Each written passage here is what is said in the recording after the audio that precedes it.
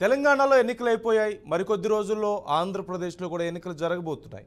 ఈ నేపథ్యంలో తెలంగాణ ఎన్నికల తర్వాత పరిణామాలు చాలా వేగంగా మారుతున్న నేపథ్యంలో ఒక్కసారి ఒకప్పటి నుంచి ఇప్పటి వరకు రాజకీయాలు సలుపుతున్నటువంటి సీనియర్స్ గురించి మాట్లాడుకోవాల్సిన సందర్భం వచ్చినట్లుగా కనిపిస్తుంది. ఈ నేపథ్యంలో పలువురు కీలకమైనటువంటి నాయకుల గురించి మనం మాట్లాడబోతున్నాం.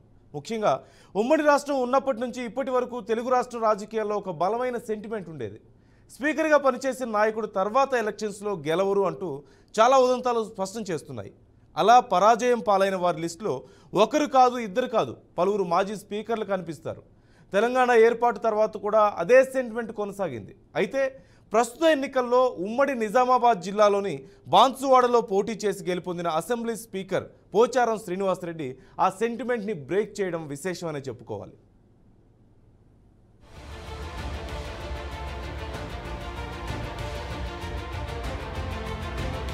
ఉమ్మడి నిజామాబాద్ జిల్లాలోని బాన్సువాడలో పోటీ చేస్తున్న అసెంబ్లీ స్పీకర్ పోచారం శ్రీనివాసరెడ్డిపై సెంటిమెంట్ దెబ్బపడ్డం ఖాయమనే ప్రచారం జరిగింది.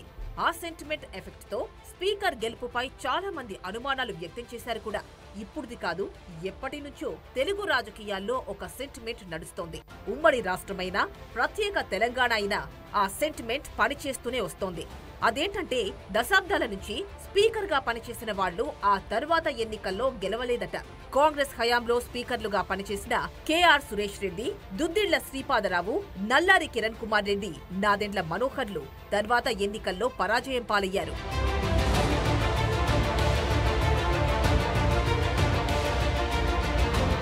చివరకు ప్రత్యేక రాష్ట్రం ఏర్పడిన తర్వాత మొదటి స్పీకర్ గా పనిచేసిన మధుసూదనాచారి కూడా 2018 ఎన్నికల్లో ఓడిపోయారు. అటు ఏపీలో కూడా స్పీకర్ గా పనిచేసిన కోడెల శివప్రసాదరావు అసలు ఎన్నికల బరిలోకి దిగకుండానే మరణించారు. దాంతో స్పీకర్ గా పనిచేసిన వారు తర్వాత ఎన్నికల్లో గెలవరు అనే సెంటిమెంట్ చర్చనీయాంశంగా మారింది. బాన్సువాడ నుండి ప్రస్తుత స్పీకర్ పోచారం వరుసగా 8 సార్లు పోటీ చేశారు. ఒకే ఒక్కసారి బాజిరెడ్డి గోవర్ధన్ రెడ్డి చేతిలో ఓడిపోయారు. అయితే తర్వాత ఎన్నికల్లో పోచారం గెలిచారు. అలాంటిది ప్రస్తుత ఎన్నికల సందర్భంగా ఆయనపై కూడా సెంటిమెంట్ ఎఫెక్ట్ పడుతుందేమో అన్న అనుమానాలు వ్యక్తమయ్యాయి. అయితే ఆ సెంటిమెంట్ ను బ్రేక్ చేస్తూ పోచారం విజయం సాధించారు. ఆయన గెలిచినా బీఆర్ఎస్ అధికారానికి దూరమవ్వడం కొసమెరుపు.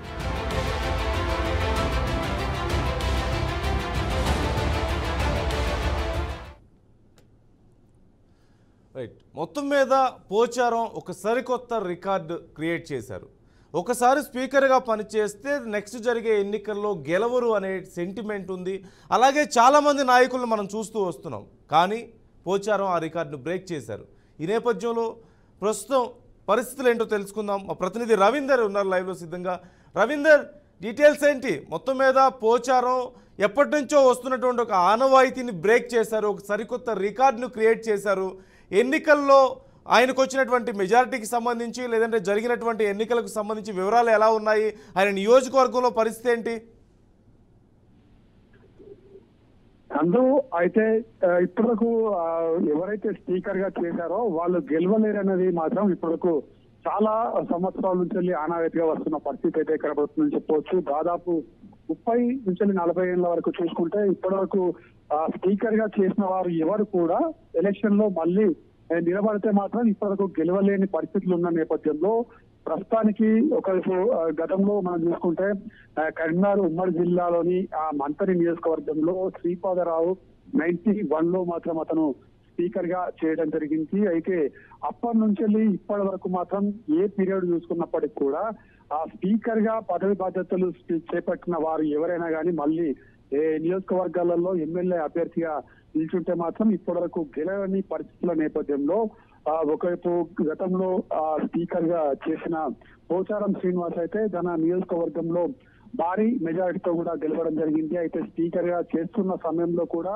అతను నియోజకవర్గాన్ని పట్టించుకోవడము, నియోజకవర్గంలో అభివృద్ధి పనుల దిశగా వెళ్ళడము, అదేవిధంగా ప్రభుత్వ పథకాలు కావచ్చు, లేదంటే పర్సనల్ గా అతను కూడా ఎన్నో డెవలప్మెంట్ పనులు కూడా చేసుకుంటూ నియోజకవర్గంలో తిరగడము అతనికి ప్లస్ పాయింట్ గా మారింది. ఎన్నో ఏళ్ల చరిత్రను కూడా అతను తిరిగి రాయడం జరిగింది. అయితే స్పీకర్ గా చేయడము గతంలో స్పీకర్ చేసినప్పటికి కూడా అదే విధంగా అతను ఎమ్మెల్యే గెలవడంతో కూడా ఒకవైపు నియోజకవర్గంలో ఒక హాట్ టాపిక్ గా మారిన పరిస్థితి చెప్పవచ్చు. ఒకవైపు ప్రభుత్వం లేకపోయినప్పటికీ కూడా అతను ఇప్పుడు ఎమ్మెల్యేగా కొనసాగుతున్నాడు కాబట్టి కంపల్సరీ నియోజకవర్గంలో అభివృద్ధి పనుల దిశగా వెళ్తారని కొంతమంది ఆ నియోజకవర్గ ప్రజలు చెప్తున్న పరిస్థితి కనబడుతుంది. ప్రభుత్వం ఉన్నా లేకున్నా కానీ అతను ఇప్పుడు నియోజకవర్గాన్ని మాత్రం వేరేలాగా చూడలేదు. ఒకవైపు ప్రజల్లో మధ్యలో ఉన్నాడు. ప్రజల్లోనే ఆ పనుల అభివృద్ధి గురించి కావచ్చు, ఎవరైనా వెళ్ళినా కానీ అతను దగ్గర ఉండి చేయించడం ఇటువంటి పనులు చేశాడు కాబట్టి అక్కడ స్పీకర్ గా గెలిచాడని కూడా చెప్తున్న పరిస్థితి కనబడుతుంది. కానీ మనం ఇప్పటివరకు కూడా చూసుకున్నాం, ఎంతో మంది కురువృత్తులు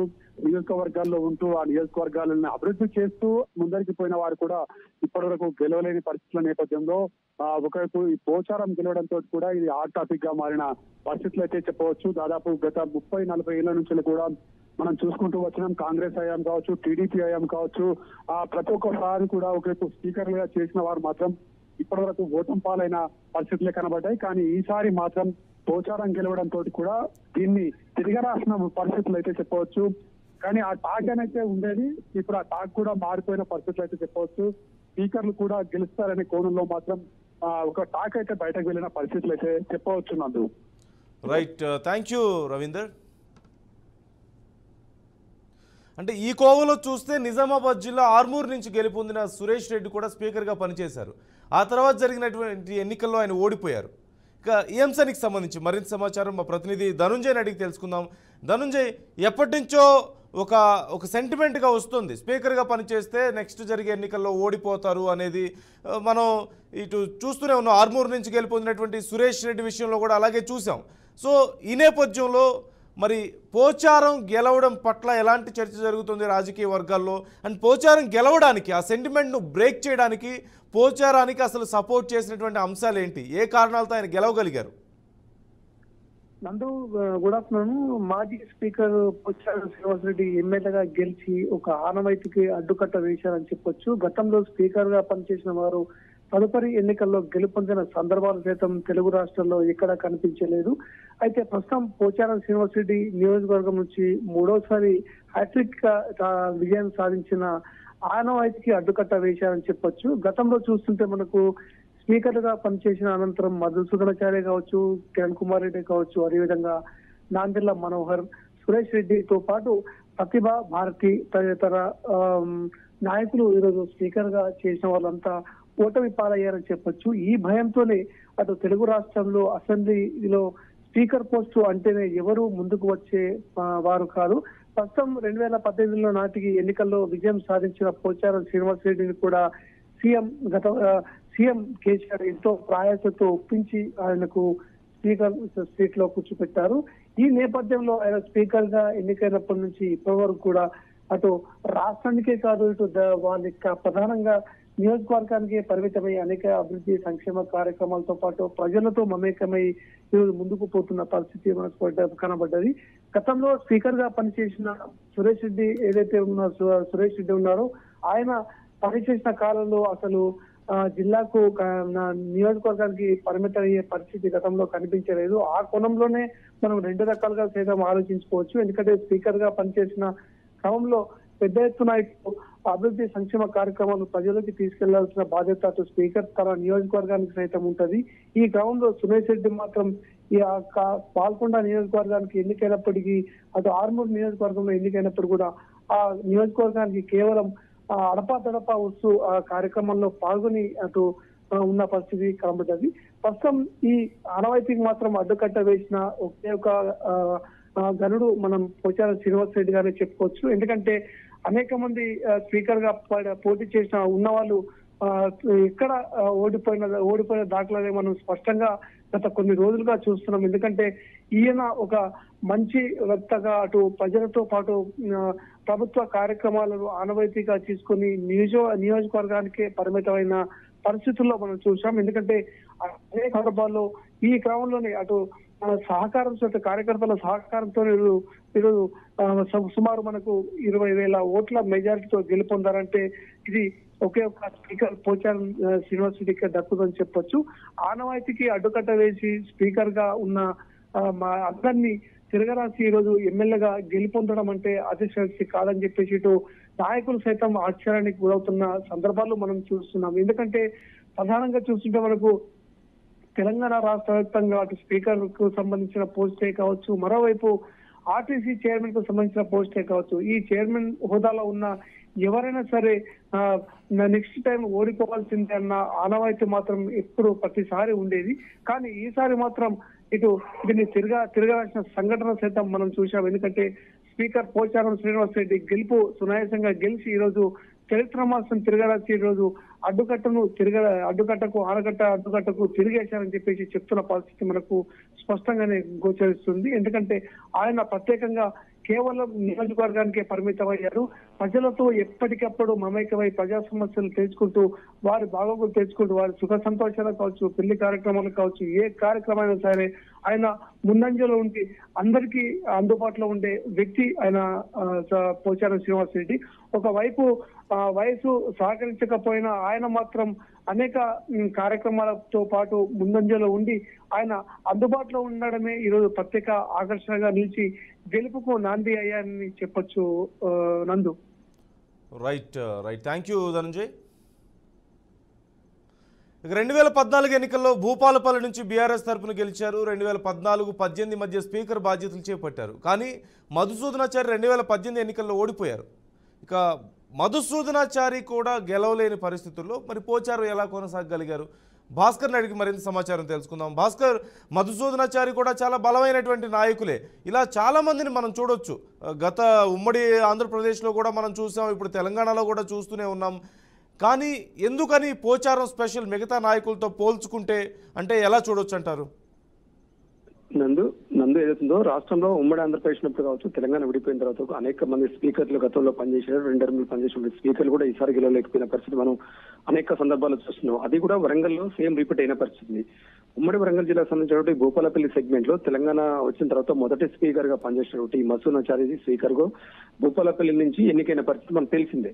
ఆ నేపథ్యంలో 2014 తర్వాత ఎన్నికల్లో గెలిచిండు, స్పీకర్ గా పదవి కొనసాగించిండు. 2014 నుంచి 2018 వరకు ప్రభుత్వం 5 ఏళ్లు పదవిలో కొనసాగిన పరిస్థితి ఉంది. ఆ తర్వాత మారినటువంటి పరిణామాల నేపథ్యంలో మధుసూదనాచారికి టికెట్ రాలేదు. తర్వాత కాంగ్రెస్ నుంచి గెలిచినటువంటి వెంకటరామరెడ్డికి ఆయన బీఆర్ఎస్ లో చేయడంతో ఆయనకు టికెట్ కేటాయించారు. మళ్ళీ దాని తర్వాత 2018 నుంచి 2023 వరకు మొన్నటి వరకు కూడా 2023 ఎన్నికలు వచ్చేంత వరకు కూడా ఆయన రమణారెడ్డి బీఆర్ఎస్ ను కంటిన్యూ ఇచ్చిన పరిస్థితుంది.